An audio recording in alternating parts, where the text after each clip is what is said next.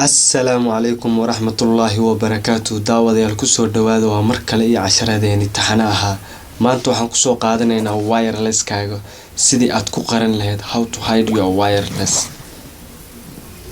Marka ugu horeysa waad u jeediin aniga wireless-kayga waa kana Mr. Ahmed. Marka waxaan doonayaa in aan qariyo marka hore password-kayga gashanaa marka gudaha galnaa. waad u jeedaa umaleynaya hadda waa ku connect gareystay haddaan bilaabaynaa shaqada. marka ugu horeysa waxaad tagaysaa browserkaaga soo furaysaa waxaad ku qoraysaa 192.168. ama description-ka idin soo dhigayna halka ka qaata.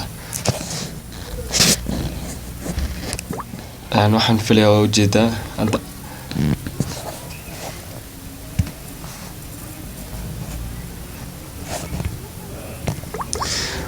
waad aragtaa intaas. markaan qoro waxaan gashanayaa password-kayga iyo name-kayga. waxaan filayaa same beri inuu dadka aysan iska bedelin password-ka admin ay kusoo galaan bas.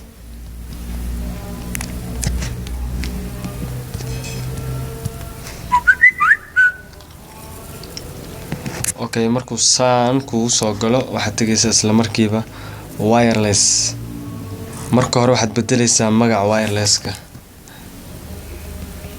magaca wireless-ka waxaad ku bedelaysaa magaca walba adiga aad jeceshahay.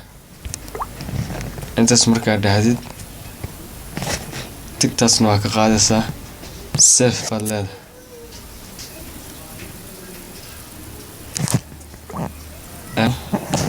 isqariye setting-kan tegina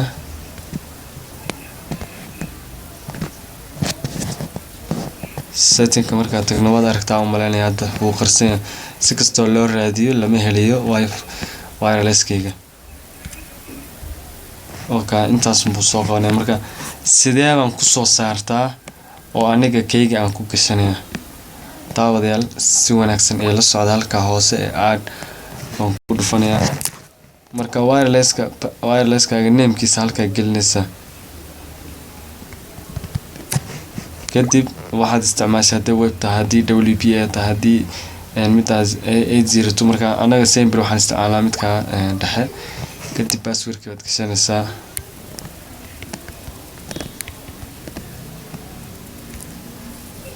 sorry password-ka aan qalday.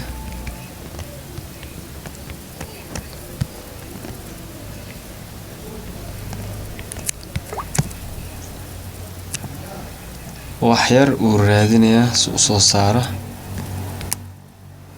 scan buu ku jiraa ama anigaaba qaldayba. asxaabay waad u jeedaan wixii oo dhan waa dhamaystay. connect baan leeyahay si uu igu xiriiriyo. wax yar daqiiqado baa sugana intuu iska soo qabanayo. waa kaas magacii waa bedelnay. tusaale ahaan haddii ka bilaabayay waan soo bedelay wuu qarsoomay. hadda aniga kayga waan kaga jiraa. haddii aan forget dhaho laga heli maayo, macnaha wuu qarsoomayaa. ama telephone kale soo qabo ama laptop kale adi wixii device ah waxaan filayaa inayna arkaynin oo halkan uusan ku jirin. marka si aad kula soo baxdid adiga kaliya unbaa og. magacan baa halkaa ku qoranaysaa. magacii aad gelisay markii hore baa halkaa ku qoranaysaa.